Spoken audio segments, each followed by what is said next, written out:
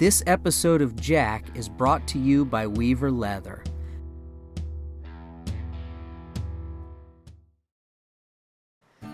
Each horse is an individual, and often the decisions that we make reflect that each one has its own unique path.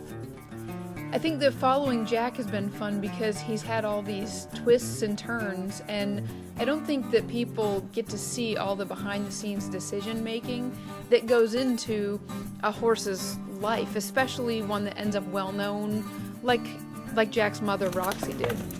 And I think you've been able to see already with Jac how there's just different decisions, whether it's going to the vet, whether it's a horse getting sore, whether it's whatever has come up, that it's just interesting how they each have their own unique path. And again, in this episode, Jac's life is going to take another twist. And it's actually a twist, something I've never done before. What we've gone ahead and decided to do is to collect and freeze some of Jac's semen. And that decision was made because of a number of things. One is that there's the potential down the road, you just never know what could come up. With Roxy, she obviously it was unexpected when she died. So you never know when something unexpected like that could happen. Also, the decision could be made down the road to sell Jac, which would mean that we would then potentially lose control over what could happen with him. And then there's also the possibility that Jac could end up being gelded, because it might be in Jac's best interest to be a gelding. It would open up the number of horses he could be turned out with. It would just change the path of his life. And all of these different things have gone into the decision to go ahead and collect and freeze Jac. When Greg and I were discussing it, he looked into a bunch of the different options, and we found a great place right there in Texas, and it's Select Breeder Services. And we hauled Jac over, and everybody was really great. When we got there, Deb McPherson helped check us in and made sure we had all of our paperwork in order. She also documented Jac when he arrived there. Just hands down a super professional experience that we've had over there. Hi, I'm Stacy Westfall. I'm Sharon Miggans. Nice to meet you. And what is your role here? I'm the lab manager for Select Breeders. Okay, you're the lab manager. So at what point will you be handling Jac, or the process of collecting him, freezing him? What role will you play in that? Yes, we have two guys that usually collect him. Okay. Sometimes they'll freeze him, sometimes I'll freeze him. Okay. Just depends on who's available to do it. And then you'll analyze how everything looks? We'll analyze everything. We look at the computer-assisted sperm analysis. So we'll put the sperm up on the computer, and we'll look at the progressive motility of the cells, and that's how good they swim towards the egg. Okay. And 30% is considered commercial quality. Well, I'm going to be really interested to know where he stacks up. Yes. How he does. And we'll do a test freeze on him the first time that we collect him, and we'll put him in 4 different extenders, and then we'll see which one he freezes best in. Okay. And that's the one we'll freeze him in from then on. Okay, and how long does it have to stay frozen before you can thaw it and find out what the motility is? Immediately we can thaw it. Okay, Yeah. so just bring it down to there and then you Yes. can thaw it. Okay, that's Yes. pretty fast. Yes. Good deal. Pretty And fast. how long can it stay frozen and stay good for? 100 years. 100 years. Long time. That should be enough time. Good deal. Yeah. Nobody really knows how long, but Because it's just an estimate, because as long as it's been, Yeah. it's still, that's amazing. Yes. That is amazing. Wow. Yes, we still ship out semen from 1980, 1970, whatever. Yeah. That is amazing. Yes. Thank you. I was particularly happy because I was disappointed that Jesse and I were already scheduled to be headed back to Ohio, which meant that I wasn't going to be able to be around while they were collecting, training Jac, and then freezing and doing all the tests, and I love to learn. So I was very, very pleasantly surprised when Deb introduced me to Sharon, who gave me a tour of the facility and what was going to be going on. Deb and Sharon both did.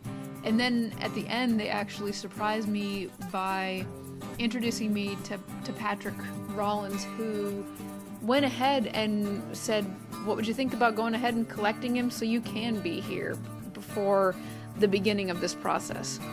So I was very, very happy that we were able to actually see the first time that Jac was collected, watch them analyze the sperm, and just explain the whole process. You said 5 billion? Mm-hmm. With a B.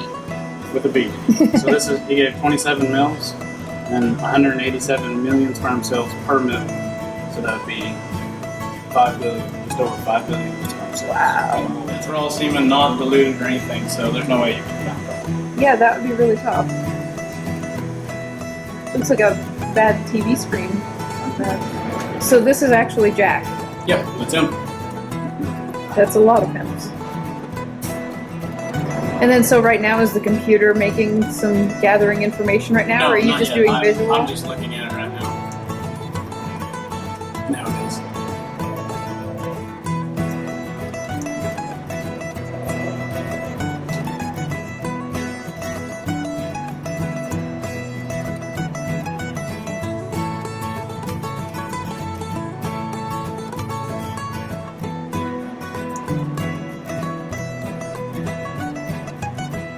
It's a lively colored picture right there. Yeah. Yeah, can you explain the different colors to them? So the pink ones, these are the ones that are dead, not moving. And he's got quite a few that are alive, and that's a good thing because he's never been collected before. And what happens is the body is continuously producing sperm cells. And what happens is they'll build up, and they're gonna die when they reach maturity.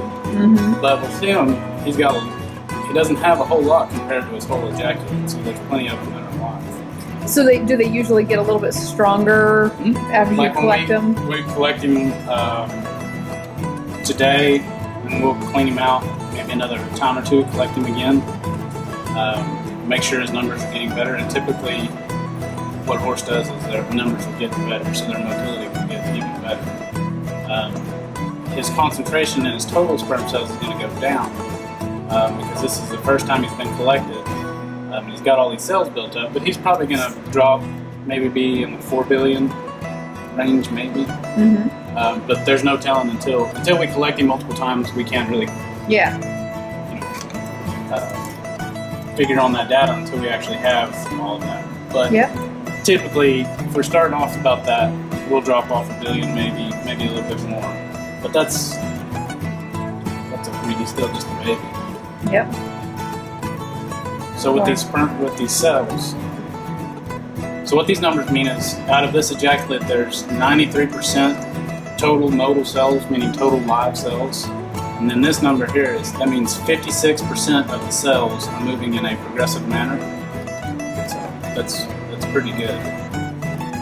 So the lines, so what it does is it's actually tracking each sperm cell. So these pink ones are the dead ones, and that's pretty common, but there's not very many of them. Each ejaculate is going to have some, but it just all depends on how much the stallion's been cleaned out and all that kind of stuff. And the different colored blues and greens. That's when they go off of track. Like, see, these are going off of the screen, so it's not getting a good image of these. But the real good images of these greens, turquoise.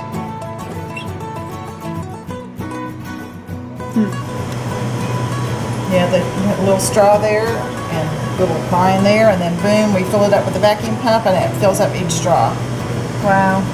And then we'll move this down. And these are little metal sealing balls that we put on the end, and we just crunch them down, and it puts a little sealing ball on the end. Jac will end up being down there in Texas. I am actually up in Ohio now, and Jac is down at Select Breeders. And Jac will end up down there for probably about a month because they're going to collect and freeze enough semen to be able to breed approximately 50 mares. And so we're just in the middle of this process, and I'm just super excited about it.